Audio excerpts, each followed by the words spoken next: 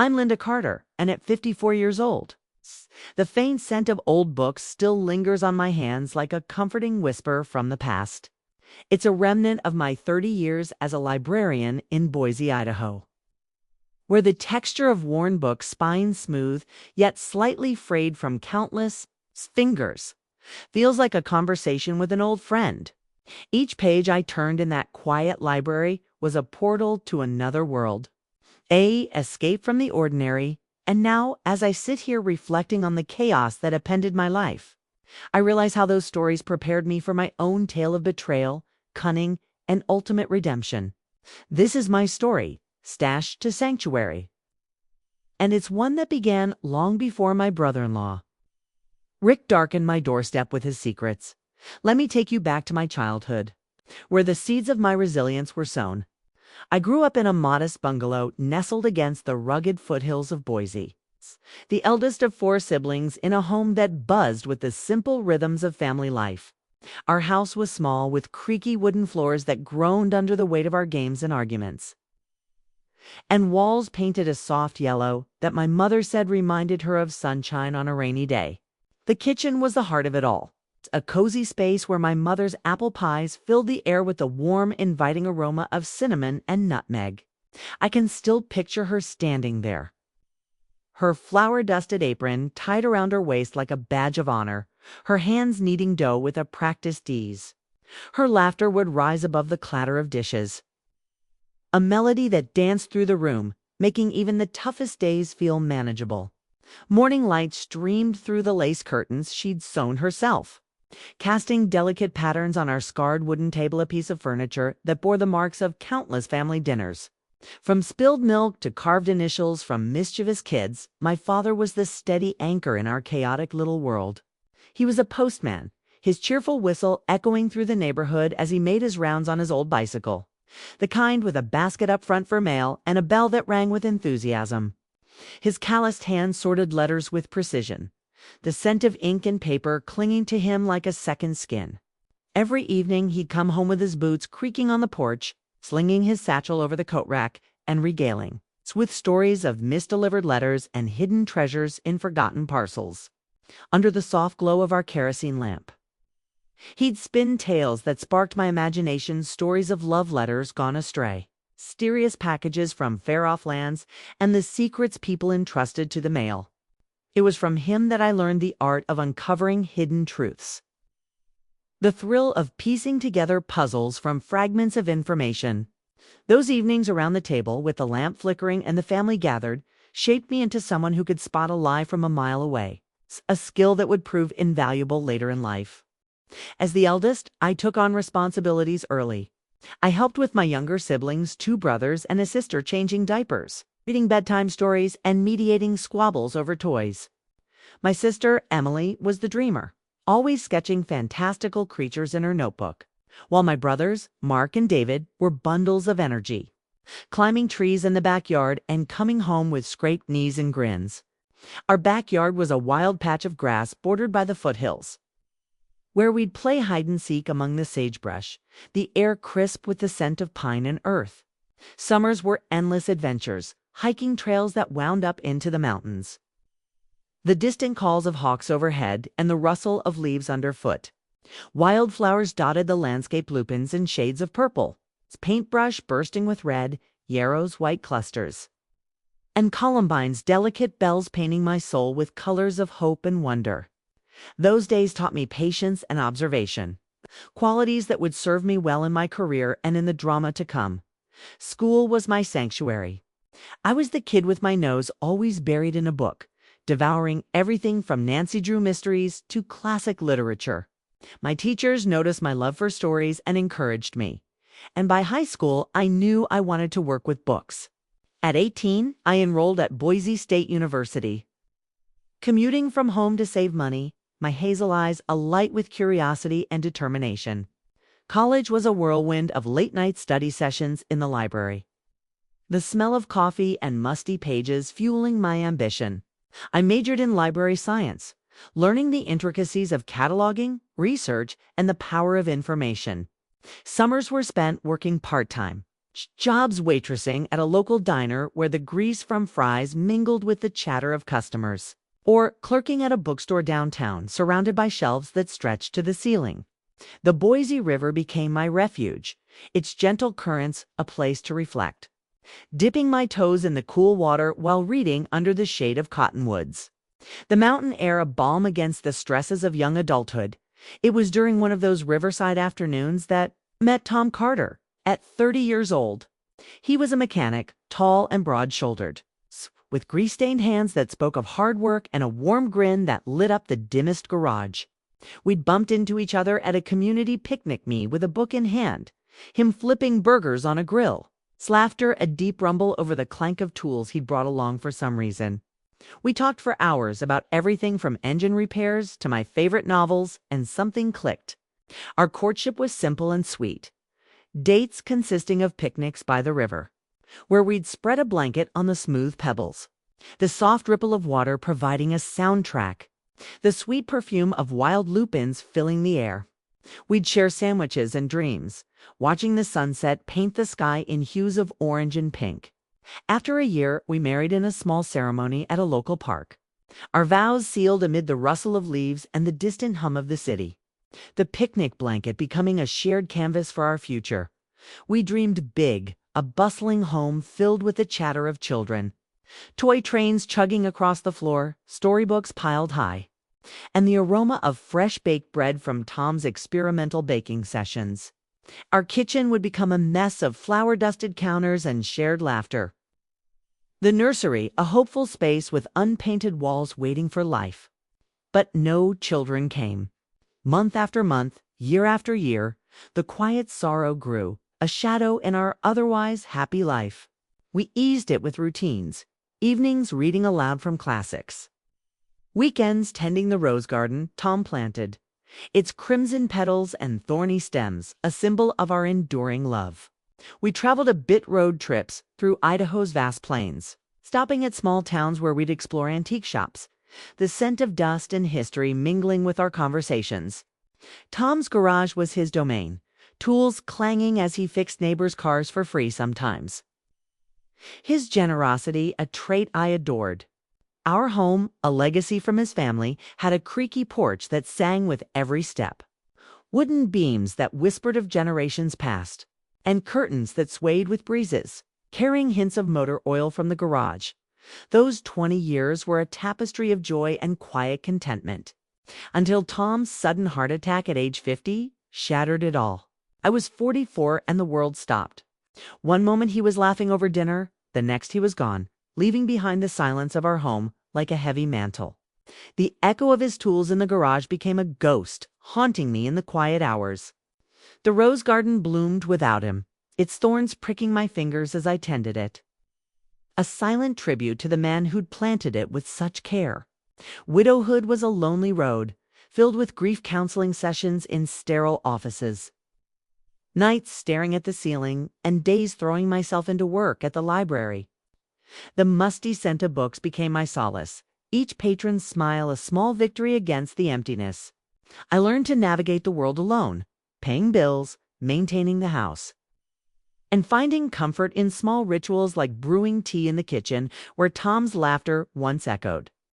For a decade, I've built a life of quiet routine.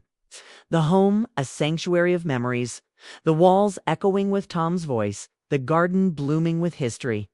But at 54, that peace was disrupted when Rick, Tom's 48-year-old younger brother, showed up on my doorstep. Rick had always been the charming one in the family, with a disheveled mop of hair and a grin that could disarm anyone. He claimed a rough patch after losing his job as a salesman. His suitcase battered and his eyes avoiding mine as he asked to stay in the guest room. I agreed out of loyalty to Tom and a sense of family duty, but something felt off from the start. His footsteps echoed in the hall at odd hours, a restless shadow pacing when the house should be still. His suitcase sat in the corner like a mystery, its worn edges hinting at travels he wouldn't discuss. As the days turned 2 weeks, Rick's odd habits began to multiply, setting my librarian's intuition on edge, like a book out of place on the shelf. He'd disappear for hours, returning with vague explanations about job interviews that never seemed to pan out. Late at night, I'd hear the floorboards groaning in the attic above my bedroom as if he was rummaging through old trunks. I'd lie awake, the creak amplifying in the darkness, wondering what he was up to. Then there were the hushed phone calls, his voice low and urgent, mentioning a gravelly-voiced man named Vinny with promises of next time and big payout. I'd catch snippets from the kitchen, his nervous tick of tapping his foot against the floorboards a rhythmic underscore to his conversations. He started avoiding family dinners, claiming headaches. But I'd see him sneaking snacks from the fridge at midnight, his eyes darting like a cornered animal. The family reunion was approaching. Our annual potluck at Julia Davis Park, a tradition that had started years ago with Tom at the grill, flipping burgers with flair. It was a day of potato salad heaped in bowls, the sizzle of meat on the flames, and the air thick with barbecue smoke and laughter. Golden aspens would shed their leaves like confetti. Picnic tables groaning under the weight of aunts, casseroles, uncles' stories, and cousins' games. Children would run across the grass, their shouts a joyful cacophony, the park's ancient oaks providing shade. It was a time for reminiscence, for hugging relatives I saw only once a year, and for feeling the warmth of family bonds. But this year, Rick's presence cast a shadow. I began to watch him more closely, my eyes narrowing at each clandestine move, my ears attuned to the rustle of his presence in the house. One evening, as I pretended to read in the living room, I saw him slip up to the attic with a flashlight, the beam cutting through the dusk like a thief's tool. My suspicion peaked on a humid evening when decided to dust the attic. The air up there was heavy with the musty scent of old quilts, cedar chests bulging with forgotten linens, and stacks of photograph albums yellowed with age. The faint tang of mothballs hung in the air, a preservative for memories long past. I moved carefully, my flashlight sweeping over trunks labeled with Tom's handwriting, Christmas decor. Old clothes. Behind one particularly dusty trunk, I found it, Rick's lockbox, a sturdy metal container with a padlock that gleamed in the low light. Its cold surface resisted my touch, the lock a silent challenge, the dust coating it a testament to its secrecy. My heart pounded as I recalled a trick from a mystery novel I'd read using a hairpin to pick the lock, with trembling hands honed by years of delicate book repairs. I worked the pin into the mechanism. Click. It opened. Inside, my worst fears materialized. Stacks of crisp $100 bills totaled $50,000, their paper crackling with an unnatural promise as I fanned them out. A leather-bound ledger detailed poker losses at a Reno casino. The ink smudged with haste, entries scrawled in Rick's familiar handwrites, lost 2 cards, neon lights, and mounting debts. And worst of all, a fake ID under the name Richard Voss. The photograph a stranger's face with Rick's piercing eyes, the edges worn from frequent use. The ledger revealed a double life. Not just gambling, but a second family in Nevada, wife and kids he'd funded with borrowed money. Pawn shop receipts for jewelry and watches scattered among the pages. My heart raced, the attic's silence amplifying the thud of my pulse. The weight of his betrayal settling like a stone in my chest. How could he? Tom had always spoken of Rick as the prodigal brother, but this was beyond forgiveness.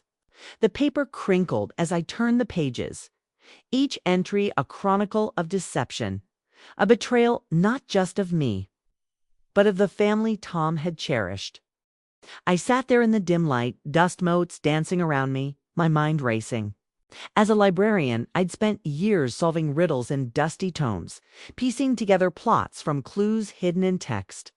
This was my real-life mystery, and a plan ignited in my mind like a spark in dry tinder. I couldn't confront him directly. That would shatter the family without proof.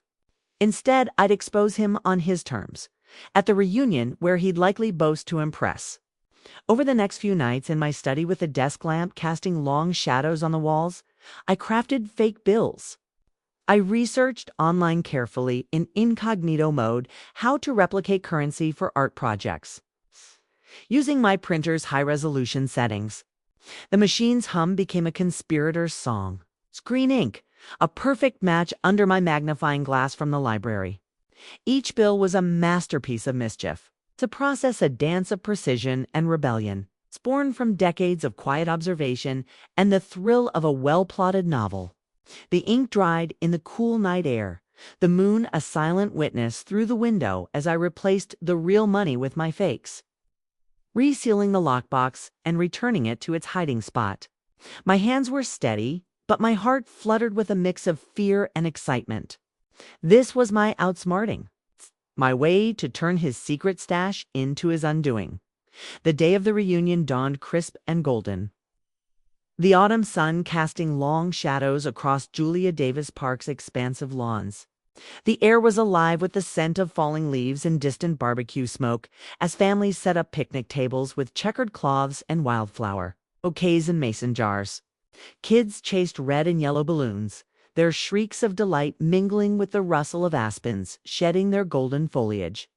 Aunts traded recipes over plates of deviled eggs and coleslaw, their voices a symphony of reminiscence.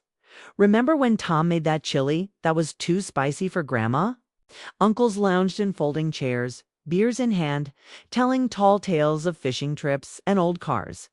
The grill sizzled with burgers and hot dogs, the aroma mingling with grilled corn and sweet tea, the tables laden with watermelon slices, dripping juice, and homemade pies.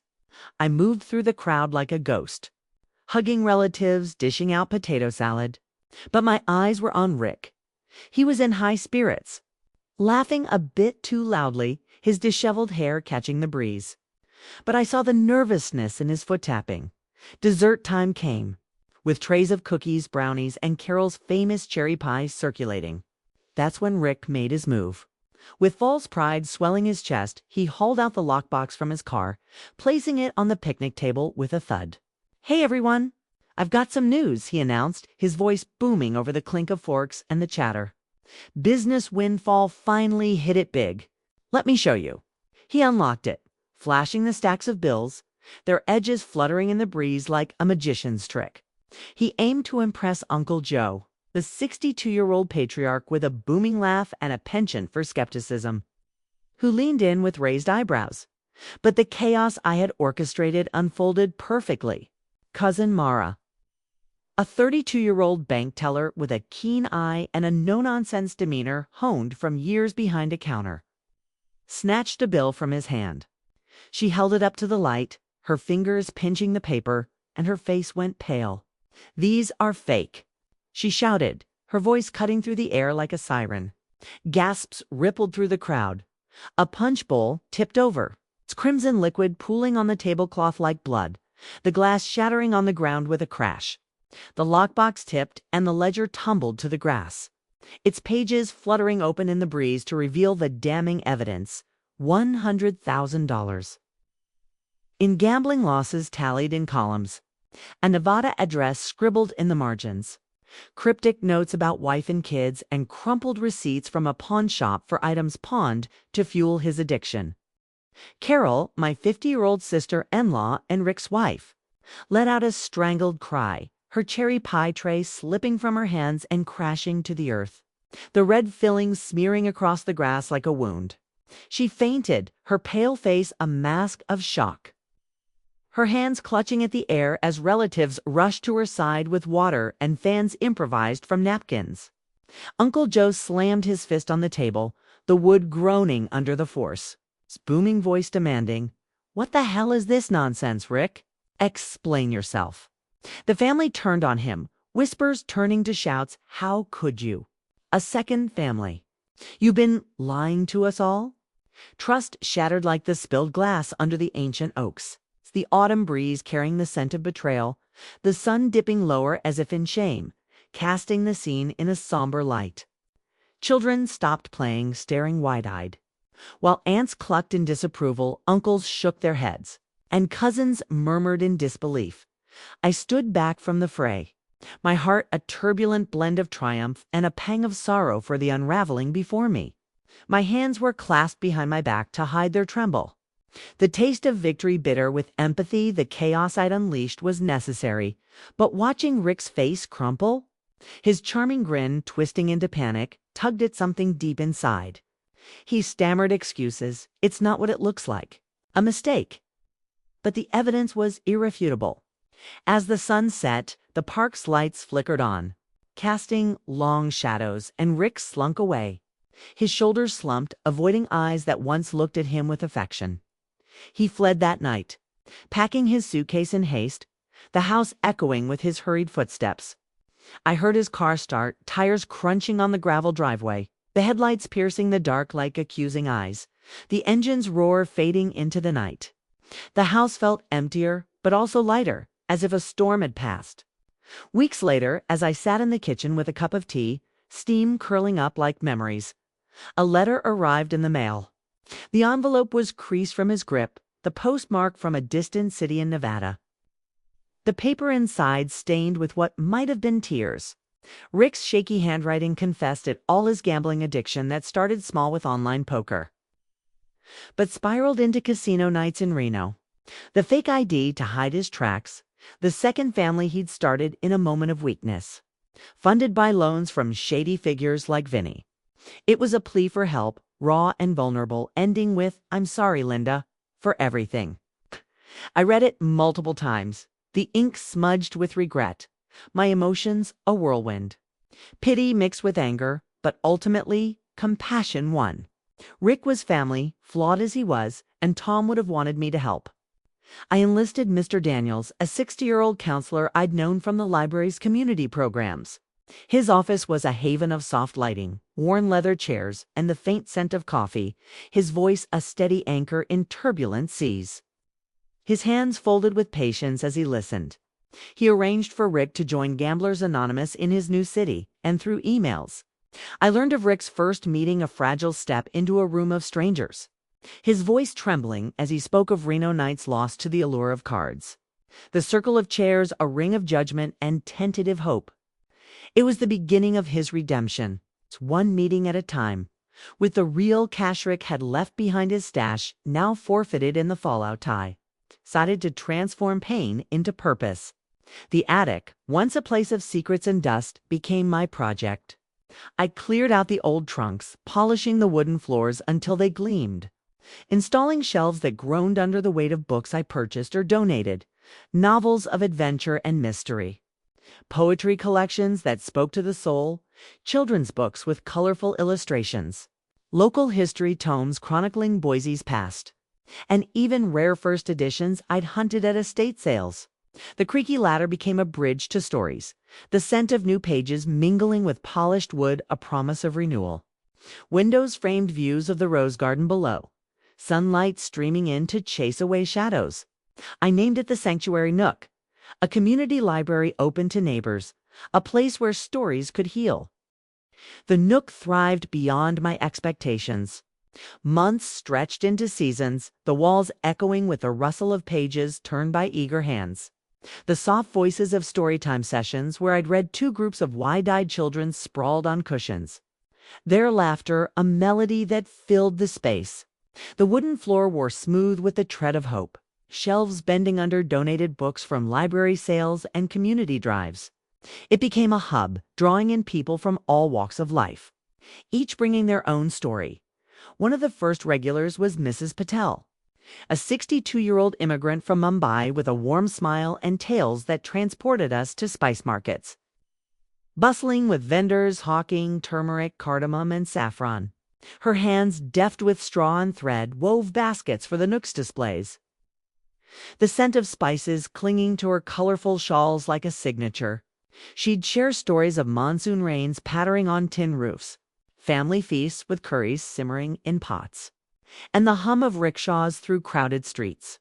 Her laughter, a melody of resilience that added depth to our circle.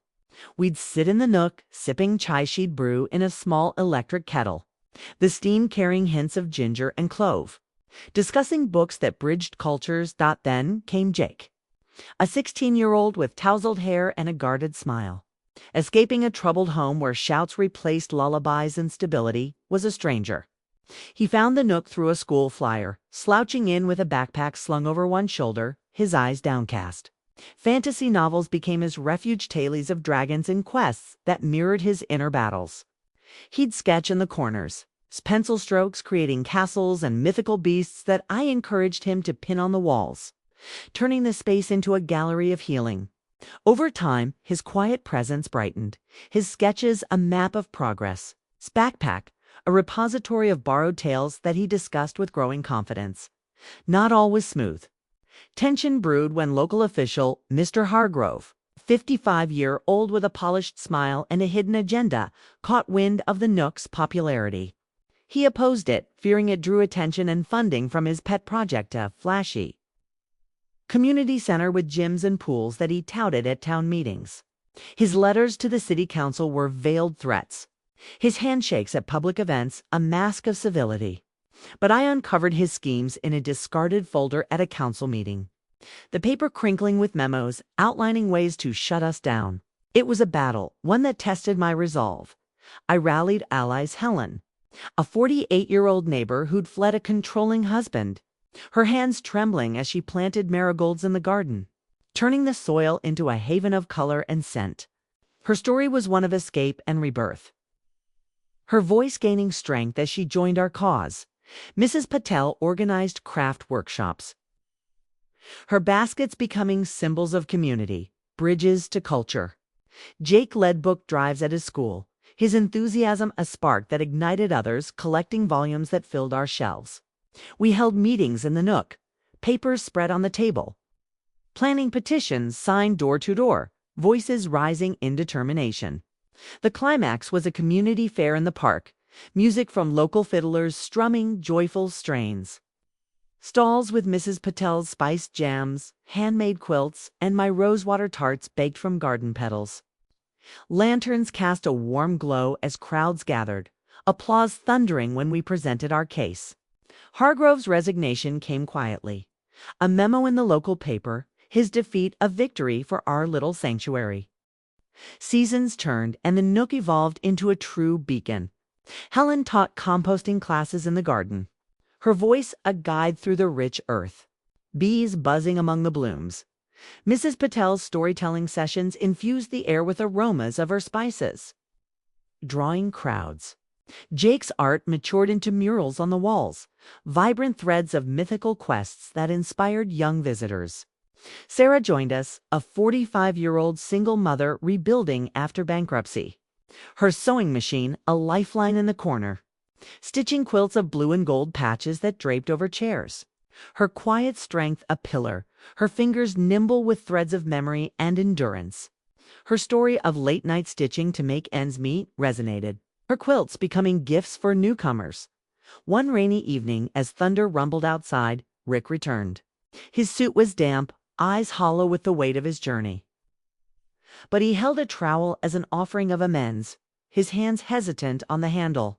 "I want to help," he said, voice cracking. A glimmer of the brother-in-law who'd once helped Tom fix the porch shining through. We worked in the garden together, rain pattering like a curtain to his past, planting seeds of forgiveness. That night, sorting old letters in the attic under a lantern's flickering shadows, I found one from Tom, its ink faded but warm, confessing he'd suspected Rick's gambling but stayed silent to protect family peace, his regret a mirror to my own journey. The paper crinkled under my touch, the scent of aged ink a bridge to peace, the envelope a relic of love. I forgave them both in my heart, turning pain into purpose. The attic now a sacred space of memory. Dust motes dancing in the light, today at 54 as I tend the garden. The soil beneath my fingers is a testament to growth, the roses blooming with endurance, their thorns a reminder of battles won, petals a confetti of triumph. The Nook pulses with Life. Jake leads youth readings, his confidence blooming like the flowers, his voice guiding through fantasy lands. Mrs. Patel expands craft sessions, her baskets a cultural tapestry, hands bridging heritage. Helen mentors new arrivals, her garden a sanctuary of blooms and bees, teaching lessons in resilience. Sarah stitches warmth into quilts, her seams a pattern of care, wrapping the space in comfort. Readers find roots in every corner, their narratives weaving a rich tapestry of fortitude, footsteps etching new history into the floors. Even Mr. Hargrove visited one evening, His apology sincere, a crate of books under his arm as a gesture of change. His handshake a truce, eyes reflecting a shift I hadn't expected. The wood creaking under his step. The annual book fair returns each fall, the air alive with the rustle of pages, the sizzle of cornbread on griddles, and children's laughter echoing. Tables laden with Mrs. Patel's spiced jams, Sarah's quilts, and my rosewater tarts draw crowds. The music of fiddles, a joyful strain under the oaks. I've started a memoir, stashed a sanctuary, the pen scratching in my study a new rhythm. Pages a harvest of hope, the desk a haven of reflection. Ink flowing with memory. Recently, we held a candlelit reading to honor lost voices Tom's. Rick's old self and others, the flames dancing in the nook. Wax dripping like tears of release. The silence, a balm that bound us. The night air, a mantle of peace. The glow, a beacon for the future. If you've outwitted family drama or turned betrayal into beauty, subscribe to hear more. Share your tale below. And join this community of resilience. We've come far from that secret stash, building a sanctuary that stands tall.